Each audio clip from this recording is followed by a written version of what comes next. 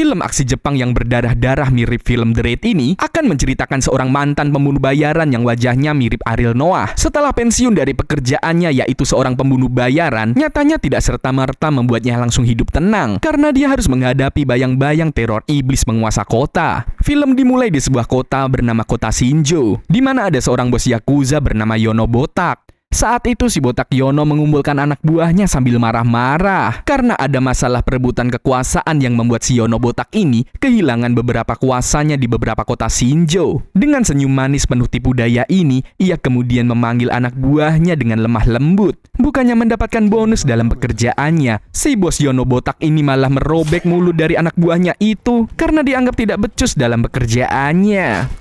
Tiba-tiba, sesosok misterius masuk ke dalam rumah Yono Botak dan kemudian menumbangkan para penjaga yang ada di depan tanpa ada suara.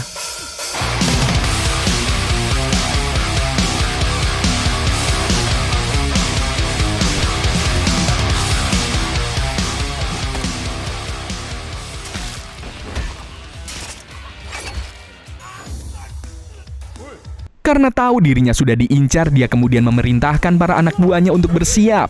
Namun saat akan keluar dari rumahnya, ia menyadari banyak sekali anak buahnya yang telah tewas berceceran darahnya, yang ternyata hanya dilakukan oleh satu orang saja. Gerakannya hampir tidak terlihat, apalagi dia memakai kaos hitam dan celana hitam. Dikombinasikan dengan pukulan-pukulan yang sangat akurat dan tidak pernah meleset dalam menghadapi lawannya. Apalagi dalam setiap gerakan yang ia buat sangat karismatik. Tatapannya juga sangat dingin dan nihil dalam berbicara dalam setiap tugasnya. Dan pembunuh bayaran yang wajahnya mirip Ariel Noah ini tidak lain tidak bukan adalah Sakata. Pembunuh bayaran yang terkenal sangat sadis dan track recordnya tidak pernah gagal dalam setiap tugasnya. Setelah berhasil mengalahkan orang-orang yang ada di luar, kini Sakata masuk ke dalam. Dan dia pun langsung disambut oleh orang terkuat di kerajaan Yakuza, si Yono Botak. Dan meski sudah menghadapi puluhan orang yang ada di sana, ternyata tenaga Sakata ini tidak ada habisnya. Pukulan demi pukulan telah ia terima, dan akhirnya ia bisa mengalahkan anak buah si Yono Botak. Setelah tidak ada orang yang harus ia hadapi, kini Sakata pun keluar dan hanya tinggal mengalahkan bos terakhir yaitu si Yono Botak yang ternyata sudah menunggunya dan langsung menghujani Sakata dengan peluru-peluru. Namun karena si botak Yono sudah terluka di kakinya, dengan sekali ejelepan akhirnya Sakata langsung membunuh si Yono. Namun saat anak buah Yono akan menembak Sakata dari belakang, muncul seorang pria yang bernama Akira. Akira ini adalah sahabat lama sekaligus orang yang selalu memberikan pekerjaan kepada Sakata. Dan ternyata malam ini adalah pekerjaan terakhir sebelum Sakata pensiun dari pekerjaannya. Dan Akira pun berjanji tidak akan menawarkan pekerjaan haram ini kepada Sakata. Setelah menghabisi satu geng Yakuza, Sakata pun kemudian pulang ke rumah. Dan ternyata, di balik karakternya yang dingin dan kejam, Sakata itu adalah seorang ayah yang sangat sayang dan peduli terhadap keluarganya. Dan alasan ia pensiun dari pekerjaan haramnya ini adalah untuk kebahagiaan anaknya yang masih kecil. Setelah mandi dan membersihkan noda darah di tubuhnya, Sakata pun kemudian ingin bersantai dengan keluarganya. Namun ternyata rumahnya malah didatangi beberapa orang aneh yang menggunakan topeng mitologi iblis Jepang. Ternyata orang-orang ini adalah kelompok yang menggunakan jasa Sakata untuk menghabisi geng Yakuza Yono Botak. Sakata tahu orang-orang ini pasti akan menghabisinya. Bahkan ketika salah satu pria akan menyentuh anak Sakata, Sakata langsung mendorongnya. Mereka pun sempat bersitegang karena Sakata melawan dan tidak ingin diajak berbicara. Ternyata orang-orang bertopeng ini berusaha untuk mengatur kota Shinjo. Mereka menganggap bahwa kelompok seperti Yono Botak dan komplotannya harus segera dibasmi. Dan agar tidak mengotori tangan mereka, mereka pun menggunakan jasa Sakata. Namun setelah Sakata menyelesaikan tugasnya, mereka berpikir jika Sakata juga harus dibasmi dari kota ini, termasuk istri Sakata yang menjadi saksi kekejian malam itu. Melihat sang ibu tewas bersimbah darah di depan matanya, anak Sakata yang masih kecil dan tidak tahu apa-apa itu mendekati ibunya. Dan tiba-tiba Sakata pun melihat putri kesayangannya tewas tepat di depan matanya. Ia tidak percaya putri kecilnya yang tidak berdosa itu harus menjadi korban karena pekerjaan masa lalunya. Di saat itulah Sakata berjanji untuk membalaskan dendam kematian keluarga mereka. Entah itu di kehidupan sekarang atau di kehidupan mereka selanjutnya. Yang pasti dendamnya ini harus terbalaskan suatu saat nanti.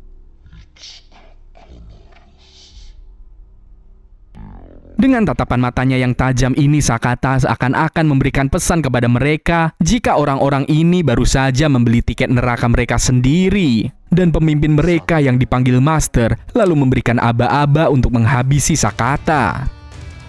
Dan setelah kejadian mencekam pada malam itu, 12 tahun pun berlalu. Ajaibnya, ternyata Sakata masih hidup. Namun sayangnya seluruh tubuhnya lumpuh karena kerusakan otak akibat peluru yang bersarang di kepalanya. Untungnya ada orang baik yang merawat Sakata, memenuhi seluruh kebutuhan hidupnya, dan orang itu tidak lain adalah Akira, sahabat lamanya sekaligus agen yang selalu memberikan dia pekerjaan. Sepertinya di sini terlihat jelas jika Akira memiliki hutang budi kepada Sakata. Karena merawat Sakata dan membiarkannya hidup pasti akan sangat beresiko dan mengancam keselamatan jiwa Akira sendiri. Namun ternyata di balik persahabatan mereka berdua, Sakata menyadari jika Akira merupakan salah satu anggota manusia bertopeng yang mendatangi rumahnya pada waktu itu. Meski di dalam hatinya ia sangat ingin membalas perbuatan Akira, Sakata tidak bisa berbuat apa-apa. Karena untuk membalaskan dendamnya, ia harus membuat dirinya sehat terlebih dahulu. Di sisi lain, di pusat kota Shinjo, hari itu terpilih wali kota baru mereka. Saat itu pebisnis muda bernama Ryu Sunohara menjadi wali kota baru kota Shinjo. Di mana saat itu di hadapan awak media dan masyarakat, Sunohara sangat berambisi akan merubah kota Shinjo menjadi kota yang sangat maju dan akan menjadi kiblat kota modern di Jepang. Nah, di saat sesi tanya jawab, seorang awak media yang merupakan seorang aktivis bertanya kepada Sunohara mengenai hilangnya beberapa aktivis akhir-akhir ini. Tentu saja hal ini membuat Sunohara sangat malu karena menurutnya pertanyaan ini membuat nama kota Shinjo tercoreng. Dan dengan skill bersilat lidahnya yang cukup baik, akhirnya Sunohara malah memojokkan aktivis ini dan menganggapnya menjelekan kota Shinjo. Nah, ternyata wali kota Sunohara tidak sebaik yang kita kira, karena ia telah menghubungi orang bertopeng iblis untuk menghabisi aktivis ini yang sedang bertransaksi tentang informasi penting dan dosa-dosa besar dari wali kota Sunohara. Nah, informan ini merupakan salah satu pejabat pemerintahan dari kota Shinjo. Dan tiba-tiba mereka berdua dikejutkan dengan kehadiran dua orang bertopeng iblis yang mendekati mobil mereka. Mereka pun tahu jika nyawa mereka dalam bahaya. Tanpa berkata sepatah kata pun, kedua orang ini langsung memecahkan kaca mobil mereka. Aktivis ini pun kemudian berlari untuk menyelamatkan diri. Namun sayangnya ia tertangkap. Dan akhirnya dia pun langsung dihajar sampai babak belur. Sedangkan sang informan tidak bisa berlari dari kedua orang bertopeng ini, dan dia pun dipaksa untuk mengakhiri hidupnya sendiri. Setelah menyelesaikan tugasnya, mereka mengabarkan kepada orang yang menyuruh mereka, yaitu sang wali kota Shinjo. Dan skenarionya adalah sang informan yang membunuh aktivis itu. Kita kembali lagi kepada Sakata yang masih menjalani perawatan. Bertahun-tahun menjalani perawatan, ia masih tetap saja tidak bisa bergerak. Untungnya ada perawat yang disewa Akira untuk merawat Sakata. Dan sore itu ketika mereka selesai jalan-jalan dan akan pulang ke apartemen, tiba-tiba saja mereka diserang oleh orang tak dikenal. Sebuah pisau menancap di lengan Sakata, dan ternyata orang ini adalah musuh bebuyutan Sakata. Dia sangat marah karena salah satu lengannya hilang karena Sakata. Namun melihat Sakata yang sudah lumpuh tidak berdaya, orang ini menjadi tidak bernafsu untuk menghabisi Sakata.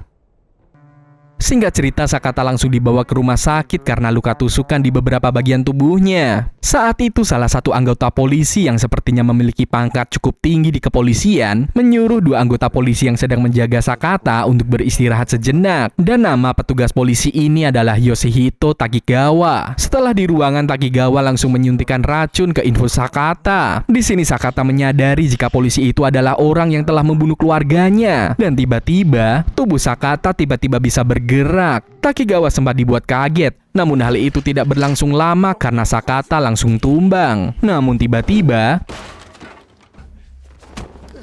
keduanya sempat melakukan baku hantam sebelum dua polisi penjaga datang karena mendengar keributan. Agar tidak menarik perhatian, Takigawa beralasan jika Sakata tiba-tiba menyerangnya. Namun tiba-tiba ternyata salah satu penjaga itu merupakan anak buah dari Takigawa. Dan mereka tidak segan membunuh saksi yang melihat kejadian itu. Namun tiba-tiba Sakata yang tadinya roboh akhirnya bangkit kembali. Dan terjadilah pertarungan sengit antara mereka.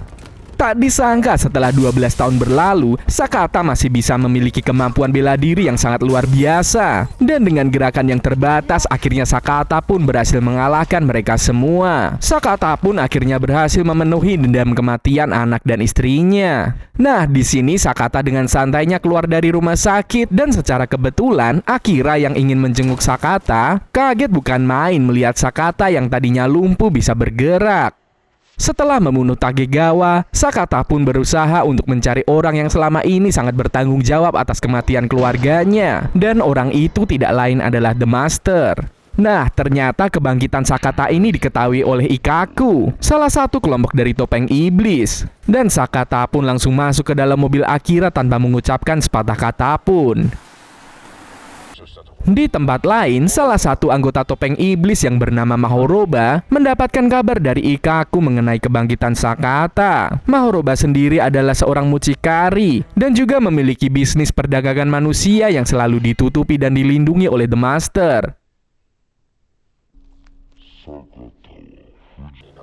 Nah, si Mahoroba ini memiliki kelainan di mana dia sangat menyukai gadis-gadis remaja. Dia akan mencari gadis yang sesuai dengan tipenya. Ya, padahal bisa dibilang Mahoroba ini sudah sekelas om-om umurnya. Di sini Mahoroba menawarkan bantuan kepada Ikkaku untuk menangkap Sakata, namun Ikkaku malah menolaknya dan berkata jika dia bisa mengatasinya sendiri. Nah, ternyata Ikkaku memberi pesan kepada Akira untuk segera menyerahkan Sakata ke gudangnya karena ternyata selama ini Akira merupakan salah satu anggota kelompok bertopeng iblis yang sangat setia kepada atasan mereka, yaitu The Master. The Master sendiri mengumpulkan orang-orang yang berpengaruh untuk mengatur kota Shinjo melalui politik jahatnya. Anggota-anggotanya terdiri dari orang-orang yang sangat berpengaruh di kota Shinjo. Mereka percaya jika Sakata adalah iblis yang lahir di kota Shinjo setiap 50 tahun sekali.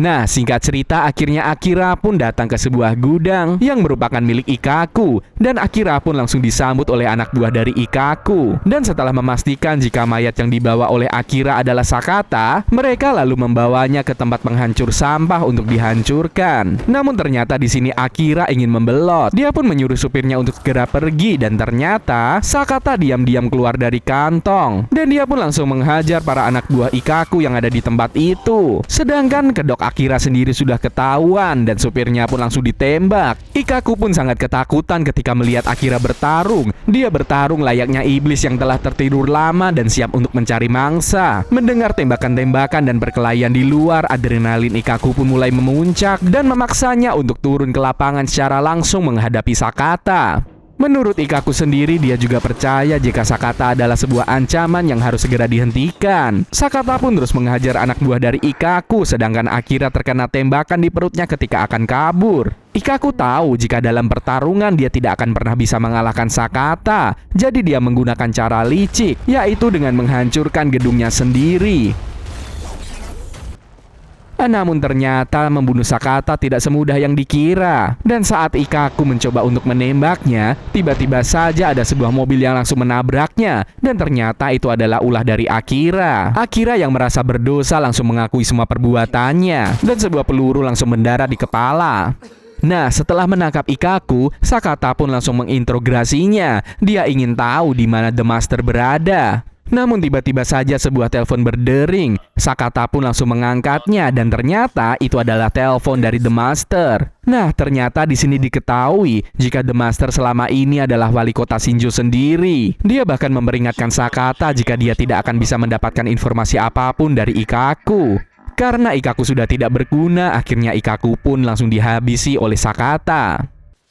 Di sisi lain, Mahoroba ditugaskan untuk segera mengejar Sakata karena Sakata dianggap sebagai ancaman besar. Jika sampai Sakata menceritakan semua kejadian yang dialaminya, maka karir dari wali kota Shinjo pun pasti akan berakhir. Apalagi menyangkut masa lalu dari keluarga Sakata.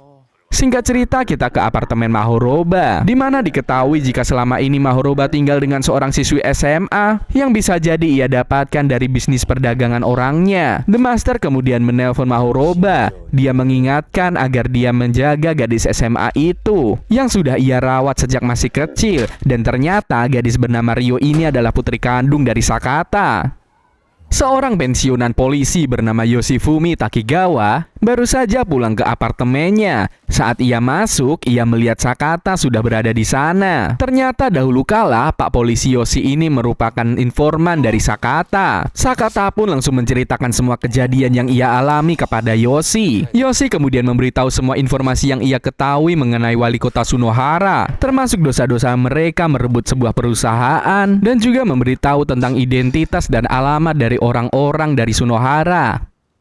Sakata kemudian mendatangi sebuah perusahaan security yang juga merupakan rumah tinggal dari Mahuroba. Dan setelah mengalahkan antek-anteknya, sampailah Sakata di rumah Mahuroba dan ia sangat terkejut melihat putrinya masih hidup dan menganggap Mahuroba sebagai ayahnya. Mahuroba yang baru saja pulang kemudian langsung diserang oleh Sakata. Namun di sini Mahuroba sama sekali tidak mau menyerang Sakata. Sang putri yang melihat semua kejadian itu menganggap jika Sakata adalah seorang penjahat dan langsung mengarahkan anak panah ke arah Sakata. Sakata di sini menyadari jika Ryo putrinya itu sudah menganggap jika Mahuroba adalah ayah kandungnya. Nah, di sini Sakata sama sekali tidak menyangka dan saat ia lengah dia langsung didorong oleh Mahuroba. Dan untungnya polisi Yoshi pun langsung membawa Sakata pergi. Pak Polisi Yoshi pun segera mengobati Sakata yang terluka, sedangkan Ryo dibawa pergi oleh Mahuroba agar Sakata tidak bisa menemukannya.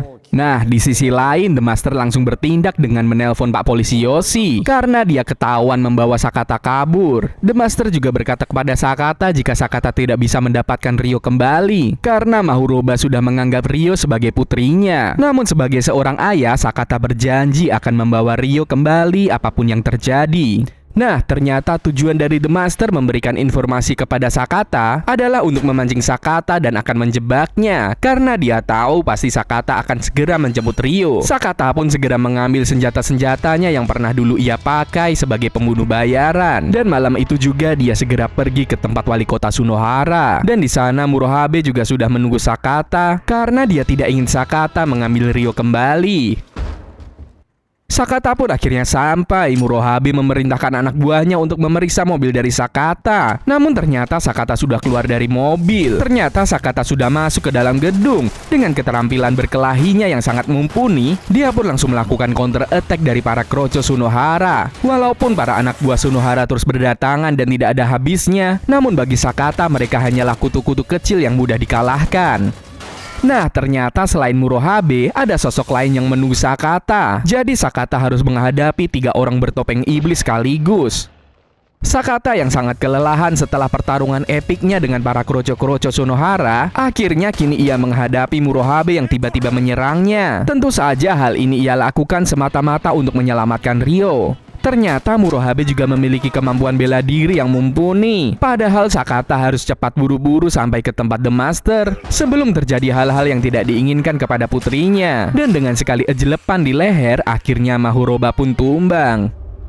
Dan akhirnya sampailah Sakata di tempat The Master. Dia tidak menyangka jika Sakata bisa sampai di titik ini. Dan sesuai julukannya, Sakata memang benar-benar iblis dari kota Shinjo. Namun setelah bertemu dengan putrinya, Ryo malah ketakutan melihat Sakata karena beranggapan jika Sakata itu orang jahat. Dan saat Sakata lengah, tiba-tiba seorang pria bertopeng merah langsung memukul Sakata. Saat Sakata sadar, dia melihat Ryo sudah diikat oleh The Master. The Master berkata kepada Sakata di hadapan Ryo jika kesalahan terbesarnya adalah membiarkan Sakata dan putrinya hidup. Seharusnya dia membunuh mereka 12 tahun yang lalu. Dan di sini Ryo pun baru tahu jika ternyata Sakata adalah ayah kandungnya. Tiba-tiba saja ada yang melakukan serangan mendadak dan ternyata itu adalah Pak Polisi Yoshi. Dan akhirnya Pak Polisi Yoshi pun membawa Ryo segera pergi dari tempat itu.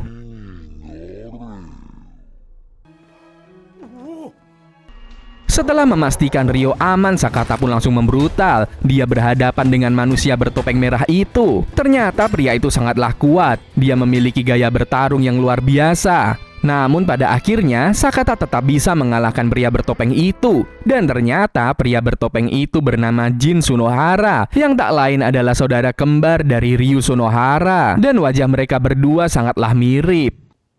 Ryu Sunohara pun dengan santai duduk di sebelah kembarannya. Dia menyayangkan mengapa saudaranya tidak lebih kuat daripada Sakata, dan dia sangat lemah. Dan akhirnya yang ditunggu-tunggu pun tiba, pertarungan antara Sakata dan Ryu Sunohara. Meskipun Sakata sendiri sudah sangat kelelahan dan banyak luka-luka yang ada di tubuhnya, dia tetap berusaha untuk menghabisi Ryu Sonohara yang telah menghabisi istrinya dan menghancurkan keluarganya.